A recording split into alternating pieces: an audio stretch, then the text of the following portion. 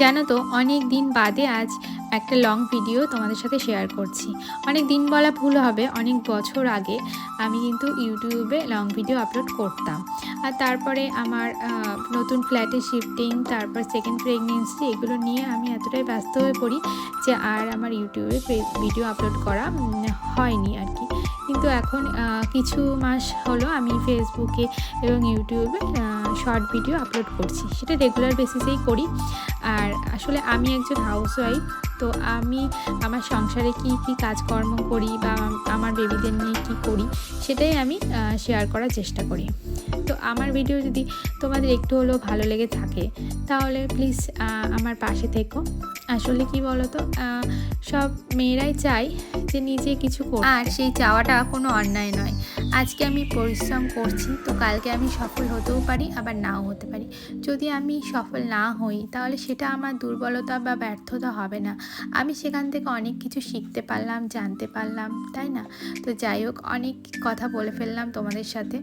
আমি সন্ধ্যেবেলায় দেখো একটু চাউমিন বানাচ্ছি, তো সেটা বানাতে বানাতেই তোমাদের সাথে একটা মানে আমার মনের কিছু কথা শেয়ার করলাম, এবং ভিডিওটাও তোমাদের সাথে শেয়ার করছি যে আমি কীভাবে কী চাউমিন বানাচ্ছি। তো আজকে একটা মিক্স চাউমিন বানাচ্ছি। আজকে আমার ছেলে আমার কাছে আবদার করলো সন্ধ্যেবেলায় যে মামাকে চাউমিন বানিয়ে দাও। তো সেই জন্য আমি ভাবলাম ঠিক আছে, একটু চাউমিন বানিয়ে দিই। ম্যাক্সিমাম দিন ওকে স্কুলের টিফিনেই চাউমিন বানিয়ে দিই, তাছাড়া এরকম সন্ধ্যাবেলায় কিন্তু ও দুধই খায়।